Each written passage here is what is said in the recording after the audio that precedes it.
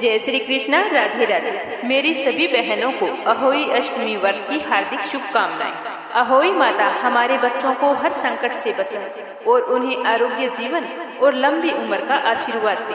अपने बच्चों की सलामती की कामना करते हुए सबसे पहले कमेंट बॉक्स में जय हो अहोई माता की अवश्य लिखना। बार ये जानकारी सुन रहे हैं तो सब्सक्राइब जरूर करना, साथ ही बेल आइकन को भी दबाना ताकि इस चैनल पर आने वाली हर वीडियो सबसे पहले आप तक पहुंचे, जिससे आपको व्रत की सही जानकारी और पौराणिक कथा सुनने को मिले। हे अहोई माता, आपको नमस्कार। आप हमारे बच्चों की रक्षा करें और उन पर अपनी कृपा दृष्टि बनाए रखना। खूब तरक्की करे, खूब उन्नति करे, आशीर्वाद देना। तो आइए अब अपने जानेंगे कि अहोई माता का व्रत कब है, पूजा करने की संपूर्ण विधि और शुभ मुहूर्त। साथ में मैं आपको ये भी बताऊंगी कि इस व्रत का आचमन कैसे किया जाता है और कौन सी व्रत कथा इस व्रत में हमें सुननी चाहिए। सारी जानकारी प्राप्त करने के लिए इस वीडियो को अंत तक ध्यान से सुनना और ज्यादा से ज्यादा अपनी दूसरी बहनों में शेयर भी करना ताकि वो भी अच्छे से व्रत रख सके। अहोई अष्टमी व्रत महिलाओं द्वारा अपनी संतान की सलामती और उज्जवल भविष्य के लिए रखा जाता है। अहोई अष्टमी को अहोई आठे के नाम से भी जाना जाता है। करवा चौथ की तरह अहोई अष्टमी का व्रत भी एक कठिन व्रत है, लेकिन अगर मन में पूरी श्रद्धा और भक्ति हो तो कुछ भी कठिन नहीं होता।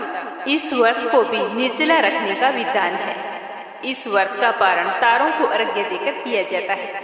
यह व्रत कार्तिक महीने के कृष्ण पक्ष में अष्टमी तिथि को आता है। इस व्रत को अहोई अष्टमी व्रत के नाम से जाना जाता है।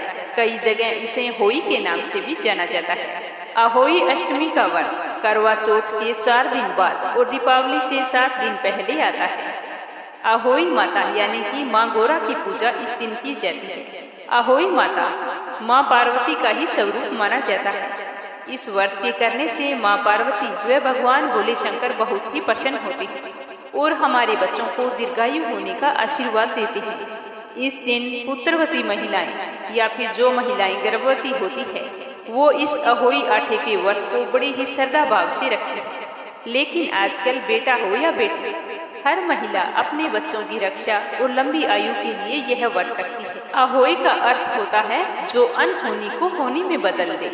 पुत्रवती माताएं यह व्रत अपनी संतान को किसी भी प्रकार की अनहोनी से बचाने के लिए रखती है। जो माताएं यह व्रत पूर्ण श्रद्धा भाव से करती है उनकी सभी संतानों को हर प्रकार के दुख, रोग, गंभीर दुर्घटनाओं से अहोई माता स्वयं रक्षा करती है। अहोई माता का व्रत 5 नवंबर 2023 को रखा जाएगा। इस दिन रविवार है, कार्तिक कृष्ण पक्ष की अष्टमी तिथि। इस दिन अष्टमी तिथि का प्रारंभ होगा 5 नवंबर को 12:59 पर दोपहर को और अष्टमी तिथि समाप्त होगी 6 नवंबर को 3:18 पर। पूजा के लिए शुभ समय रहेगा शाम को 5:42 से शाम 7 बजे और तारों के दिखने का समय होगा शाम 5:58 पर।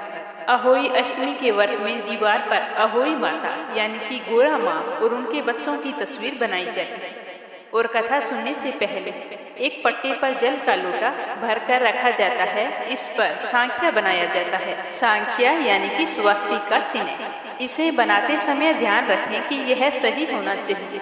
अगर हम भूलवश गलत बना लेते हैं तो अच्छा नहीं माना जाता। उसके बाद में हाथ में 7 दाने गेहूं के लेकर तथा अहोई यानी कि एक चांदी का इसके अंदर पेंडिल होता है और 2 चांदी के मोती होते हैं जो मोली में बंधे होते हैं। उन्हें गले में डालकर अहोई माता की कथा सुननी शुरू करनी चाहिए। वो अपनी परंपरा के अनुसार करें। किसी के यहाँ पर हर साल एक मोती डलवाया जाता है, नहीं तो अपने जितने बच्चे होते हैं या फिर बेटे की शादी होने पर अहोई में मोती जरूर डलवाएं, लेकिन डलवाना होता है। कोई भी व्रत, पूजा या उपवास हो उन्हें पूरे नियमानुसार करना चाहिए, तो ही हमें व्रत अपना संपूर्ण फल देता है। अहोई अष्टमी का व्रत जिसे हम सामान्य भाषा में होई का व्रत भी कहते हैं। इस व्रत के भी कई नियम होते हैं कि जैसे सब्जी, कपड़ा आदि इस दिन नहीं काटना चाहिए। सिलाई कढ़ाई बिल्कुल भी नहीं करनी चाहिए। अहोई व्रत के नियमानुसार निर्जल व्रत रखना चाहिए, लेकिन यदि आप गर्भवती हैं तो निर्जल उपवास ना करें। गर्भवती महिलाओं को अपने स्वास्थ्य का ध्यान रखते हुए फल आहार जरूर कर लेना चाहिए। आपका लंबे समय तक भूखा रहना आपकी आने वाली संतान के लिए नुकसानदायक हो सकता है। जिन महिलाओं का पीरियड समय चल रहा है यानी कि मासिक धर्म आया हुआ है तो वो व्रत रख सकती है, लेकिन वो पूजा ना करें। पूजा वाले दिन किसी भी बुजुर्ग का अपमान नहीं करना चाहिए। अपमान तो वैसे अपनों से बड़े का या छोटे का कभी नहीं करना चाहिए। और इस दिन अपनी संतान की सलामती के लिए व्रत रखा जाता है तो भूलवश इस दिन अपने बच्चे को या किसी दूसरे के बच्चे को बिल्कुल भी ना मारें, ना ही अपशब्द कहें। अगर हम ऐसा कहते हैं तो अहोई माता हमसे नाराज हो सकती है। बच्चों को डांट कर समझाने वाली बात हम प्यार से भी समझा सकते हैं। इस दिन जीव हत्या ना करें, ना ही किसी जानवर को मारे पीटे और नहाने के बाद अशुद्ध कार्य जैसे कि झाड़ू लगाना, पोछा लगाना, कबाड़ घर से बाहर निकालना ऐसे काम नहीं करने चाहिए। जो बहन इस दिन व्रत रखती है उसे भूल कर भी इस दिन फल, सब्जी, अखबार, कागज, कपड़ा नहीं काटने चाहिए। सिलाई कढ़ाई नहीं करनी चाहिए। जिसमें कुछ भी काटने अथवा सीलने का कार्य होता है वो अहोई अष्टमी के व्रत में नहीं करना चाहिए। व्रत के दौरान पूर्ण ब्रह्मचर्य का पालन करना चाहिए। तारों को अर्घ्य देने के बाद ऐसा भोजन ना करें जो तामसिक हो, यानी कि लहसुन प्याज भी नहीं खाना चाहिए और ना ही इस व्रत में दिन में सोना चाहिए। जैसे कई बहनें सोचती है कि अहोई व्रत में तारों को अर्घ्य क्यों दिया जाता है। जिस तरह संपूर्ण आकाश की शोभा तारों से है, उसी तरह माताओं की शोभा उनकी संतानों से होती है। यही कारण है कि इस व्रत में तारों को अर्घ्य दिया जाता है। मान्यता के अनुसार आकाश में तारों की संख्या को आज तक कोई नहीं गिन पाया। इसी तरह तारों को अर्घ्य देते हुए माताएं प्रार्थना करती है कि जिस तरह आकाश में अनगिनत तारे हैं और वो हमेशा विद्यमान रहते हैं, ठीक उसी प्रकार मेरे कुल में भी उतनी ही संतानें हों और हमारे कुल की संतानों का नाम भी हमेशा इस संसार में विद्यमान रहे। एक अन्य मान्यता के अनुसार ऐसा भी माना जाता है कि सभी तारे अहोई माता की संतानें हैं, इसीलिए इन्हें अर्घ्य दिए बिना अहोई अष्टमी का यह निर्जल व्रत पूर्ण नहीं माना जाता और ना ही इस व्रत का पुण्य फल माता तथा उनकी संतानों को मिलता है। जिस स्त्री के घर बेटा हुआ हो या बेटे का विवाह हुआ हो उसे अहोई माता का उद्यापन अवश्य करना चाहिए। आजोमन यानी कि उद्यापन। उद्यापन करने के लिए एक थाली में 7 जगह 4-4 पूरियां रखकर उन पर थोड़ा थोड़ा हलवा रखें और साथ ही एक टीवल, साड़ी, सूट या जो कुछ भी आप करना चाहते हैं उसके ऊपर कुछ रुपए रखकर फिर थाली के चारों ओर हाथ फेरकर सासू जी के चरण स्पर्श करके उन्हें दे दें। सासू जी टीवल और रुपये अपने पास रखकर हलवा पूरी का बायना बांट दें। अगर हो सके तो बहन बेटी के यहाँ भी बायना भेज सकते हैं। अहोई अष्टमी व्रत पर भगवान शिव, माता पार्वती जी के साथ साथ उनके पूरे परिवार यानी कि भगवान कार्तिक और गणेश जी की पूजा करनी चाहिए। जब भी आप अहोई अष्टमी की कथा सुनते हैं तो पूजा के समय अपने पुत्र या पुत्री को साथ में अवश्य बिठाएं और भगवान को भोग लगाने के बाद में सबसे पहले प्रसाद अपने बच्चों को खिलाना चाहिए। जो आपने हाथ में आखे स्वरूप गेहूं के दाने लिए हैं वो आप गाय को खिला सकते हैं। और अहोई अष्टमी के व्रत के दिन ब्राह्मण को या फिर जरूरतमंद को भोजन करवाना और गाय को हरा चारा डालना बहुत ही शुभ माना जाता है। जब कहानी सुने तो एक कहानी अहोई माता की, एक कहानी गणेश जी की और लपसी तपसी की शिव पार्वती की अवश्य सुननी चाहिए। पूरे दिन मन ही मन अहोई माता का स्मरण करते रहें और अपने बच्चों के भविष्य के लिए मंगल कामना करते रहें। तारों को अर्घ्य देते समय स्टील के बने लोटे का इस्तेमाल करना चाहिए। इसके लिए आप तांबे का लोटा भूलकर भी ना लें। तांबे का लोटा चांद और तारों को अर्घ्य देने के लिए शुभ नहीं माना जाता। तारों को अर्घ्य देने के बाद में अपने बच्चों को आशीर्वाद देना चाहिए और पहले उन्हें भोजन करवाकर उसके बाद में अपने व्रत का पालन करना चाहिए। अगर हम इस तरह पूरे विधि विधान से और श्रद्धापूर्वक अहोई माता का व्रत रखते हैं तो अहोई माता हमसे अवश्य प्रसन्न होती है और हमारी मनोकामनाएं पूर्ण करती है। तो ये तो हो गई पूजा विधि और शुभ मुहूर्त। अब अपने जानेंगे कि अहोई माता व्रत में हमें कौन सी व्रत कथा सुननी चाहिए। अहोई माता की सही व्रत कथा कौन सी है। हर बहन जो मेरी ये कहानी सुन रही है वो अपने बच्चों की सलामती के लिए कमेंट बॉक्स में जय हो अहोई माता की अवश्य लिखें। अहोई माता की जय हो। शिव गौरी गणेश कार्तिकेय की जय हो। मेरे इष्ट देव, मेरे कुल देव, समस्त देवी देवताओं की जय हो। हे अहोई माता, मैं आपकी कथा सविस्तार सुना रही हूँ। इसके लिए आप मुझे अनुमति प्रदान करें। हम सब आपकी शरण में हैं। आप हमारे बच्चों की रक्षा करते हुए हमें सुख सौभाग्य का आशीर्वाद प्रदान करें। एक साहूकार के 7 बेटे, 7 बहुएं तथा एक बेटी थी। साहूकार बहुत ही सुखी और संपन्न था। उसके घर में अन्न धन की कोई कमी नहीं थी। एक समय की बात है, दीपावली का त्योहार आने वाला था। तो साहूकारनी ने अपनी सभी बहुओं को कहा कि बेटा, तुम मिट्टी ले आओ, हमें घर के गोबर लीपना है। साथ में अपनी ननंद को भी ले जाना। तो अपनी सास के कहे अनुसार 7 बहुएं अपनी इकलौती ननंद को लेकर मिट्टी खोदने के लिए चल पड़ी। उस दिन कार्तिक माह के कृष्ण पक्ष की अष्टमी तिथि थी। जैसे ही वो खदान पर पहुंची और मिट्टी खोदने लगी तो उनकी ननंद बोली कि लाइए भाभी माँ, मैं आपको मिट्टी खोद देती हूँ। यह कहकर उसने अपनी भाभी से कुदाल ले ली और मिट्टी खोदने लगी। वहीं पर श्याऊ यानी कि शेई की मांद थी। ननंद को इस बात का ध्यान नहीं था। वो जल्दी जल्दी मिट्टी खोद रही थी तो उसकी कुदाल श्याऊ के बच्चे पर जा लगी, जिससे श्याऊ के बच्चे की उसी समय मौत हो गई। तो यह देखकर ननंद भाभियों को बहुत ही दुख हुआ। श्याऊ अपने बच्चे को इस तरह मरा हुआ देखकर अत्यंत दुखी और क्रोधित हो गई और ननंद से कहने लगी कि तूने मेरे बच्चे को मार दिया है, मैं तेरी कोख बांधूंगी। तब ननंद अपनी 7 भाभियों से बोली कि भाभी, तुम में से कोई मेरे बदले अपनी कोख बंधवा लो। तो उसने सबसे पहले अपनी बड़ी भाभी से कहा। उसने इनकार कर दिया। फिर उससे छोटी से कहते कहते 6 भाभियों ने कोख बंधवाने के लिए इनकार कर दिया। तो ननंद बिल्कुल मायूस हो गई और मायूस होकर अपनी छोटी भाभी से बोली कि भाभी, मेरा ये काम कर दो, मेरी जगह आप अपनी कोख बंधवा लो। तो छोटी भाभी सोचने लगी कि यदि मैं कोख नहीं बंधवाऊंगी तो सासू जी नाराज हो जाएगी। ऐसा विचार करके उसने ननंद के बदले अपनी कोख बंधवा ली। इसके बाद जब भी उसे बच्चा होता तो 7 दिन बाद मर जाता। ऐसा करते करते कई साल बीत गए। उस बेचारी के कई पुत्रों ने जन्म लिया और वे मृत्यु को प्राप्त हो गए। तो छोटी बहू बहुत ही दुखी और उदास रहती थी। एक दिन उनके घर विद्वान पंडित आया। उसने साहूकार और साहूकारनी से हाल चाल पूछते हुए कहा कि सभी कुशल मंगल हैं। तो साहूकारनी कहने लगी कि पंडित जी, वैसे तो सारे कुशल मंगल हैं, पर मैं क्या बताऊं, मेरे छोटे बेटे के कोई संतान नहीं है। संतान होती है और 7 दिन बाद में मृत्यु को प्राप्त हो जाती है।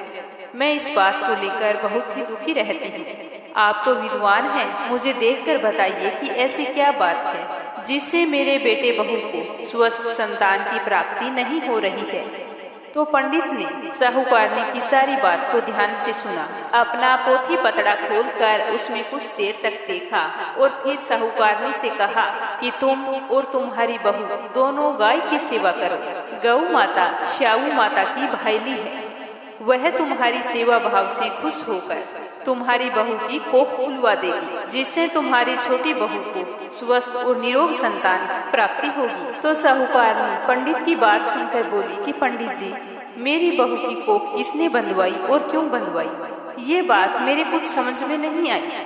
तो पंडित जी ने विस्तार से बताते हुए कहा कि तुम्हारी बेटी के हाथ से श्याहू के बच्चे की मौत हो गई है और श्याहू ने क्रोधित होकर श्राप दिया था कि मैं तुम्हारी कोख बांध दूंगी। तो तुम्हारी बेटी के बदले तुम्हारी छोटी बहू ने अपनी कोख बंधवा ली। उसी वजह से आज तुम्हारी बहू को निरोग संतान की प्राप्ति नहीं हो रही है। तो यह सुनकर साहूकारनी को अपनी बहू पर बहुत ही दया आई और प्रेम भी उमड़ने लगा और मन ही मन सोचने लगी कि मेरी छोटी बहू कितनी अच्छी है, मेरी बेटी के बदले अपनी कोख बंधवा दी और आज तक किसी के आगे जिक्र भी नहीं किया। इसे संतान के लिए परेशान होते हुए कितने वर्ष बीत गए। अच्छा होता पहले ही मैं किसी पंडित से पूछ लेती। तो दूसरे ही दिन से साहूकारनी अपनी बहू को लेकर गाय की सेवा करने के लिए चली जाती। साहूकारनी की छोटी बहू गाय की खूब सेवा करती, उसके नीचे साफ सफाई करती, उसका गोबर उठाकर डालती और उसे खाने के लिए चारा डालती, पानी पिलाती। इस तरह उसकी पूरी श्रद्धा भाव से सेवा करती रही। ऐसा करते करते कई महीनों बीत गए। तो सुरही गाय यह देखकर बहुत ही खुश हुई और उससे बोली कि तू मेरी सेवा क्यों करती है, मैं तुम्हारी सेवा भक्ति से बहुत ही प्रसन्न हूँ। आज जो तुम चाहे मुझसे वरदान मांगना, मैं तुम्हारी इच्छा अवश्य पूर्ण करूँगी। तब साहूकार के बेटे की बहू बोली कि हे गौ माता, स्याऊ माता तुम्हारी भाईली है और उसने क्रोधित होकर मेरी कोख बांध दी है, सो मेरी कोख खुलवा दो। मैं वर्षों से संतान सुख के लिए तरस रही हूँ। हे माता, ये मेरी कामना पूरी कर दो, मुझे और कुछ नहीं चाहिए। माँ के लिए संतान का सुख सबसे बड़ा सुख होता है। तो साहूकार की बहू की बात सुनकर गौ माता छोटी बहू को लेकर समुद्र पार अपनी भाईली के पास चल गई। उस दिन कड़ाके की गर्मी पड़ रही थी, तो दोनों आराम करने के लिए एक पेड़ के नीचे बैठ गए। उस पेड़ पर गरुड़ पंखनी के बच्चे रहते थे।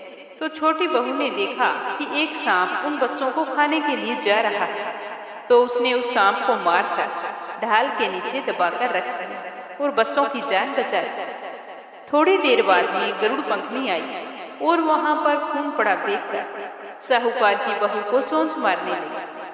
तब छोटी बहू बोली कि मुझे चोंच क्यों मार रही हो? मैंने तेरे बच्चों को मारा नहीं है, बल्कि सांप के डसने से तेरे बच्चों को बचाया है। मैंने तुम्हारे बच्चों की रक्षा की है। संतान के मरने का दुख क्या होता है, यह मुझसे अच्छा कौन जान सकता है। तो यह सुनकर गरुड़ पंखनी बोली कि तू मांग क्या मांगती है? आज मैं बहुत ही खुश हूँ, तूने मेरे बच्चों की जान बचाई है। तो छोटी बहू बोली कि 7 समुद्र पार स्याऊ माता के घर पहुँचा दो। तो गरुड़ पंखनी ने दोनों को अपने पीठ पर बैठाकर स्याऊ माता के घर पहुँचा दिया। स्याऊ माता उन्हें देखकर बोली कि बहन, बहुत दिनों बाद आई हो। और दोनों आपस में बातचीत करने लगी, एक दूसरे का हाल चाल पूछने लगी। तो छोटी बेटी वहीं पर बैठी बैठी उन दोनों की बातें सुन रही थी। तो स्याऊ माता कहने लगी कि बहन, मेरे सिर में जूं पड़ गई थी।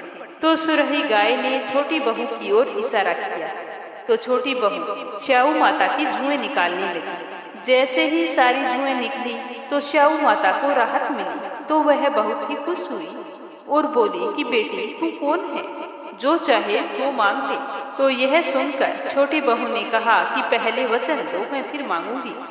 तो स्याऊ माता ने कहा कि जा, वचन दिया, अगर मैं वचन से फिरूं तो धोबी की कुंड पर कंकरी हूँ।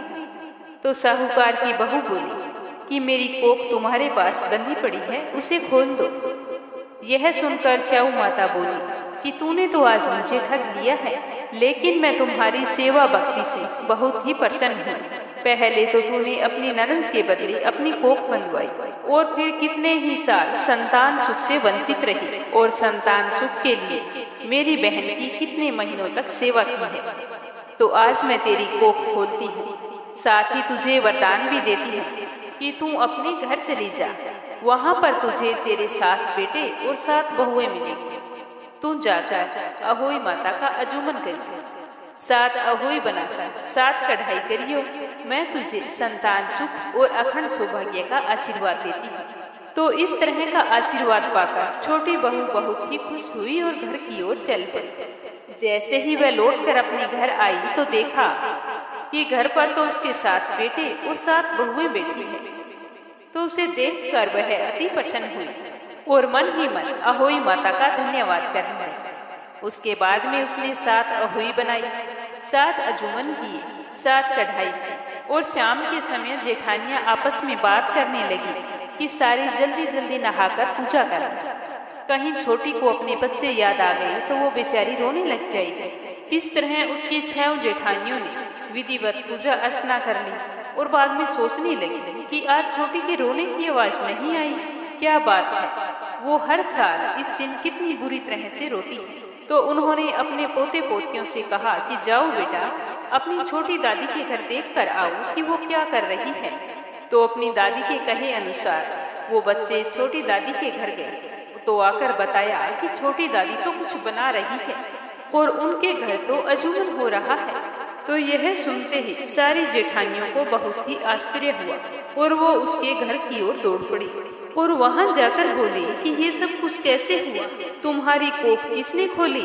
तो वह कुछ कहती उससे पहले उसकी सास बोल पड़ी, कहने लगी कि बेटा, सेवा और श्रद्धा भक्ति से क्या नहीं पाया जा सकता। तुम्हारी देवरानी ने बहुत ही भला काम किया था।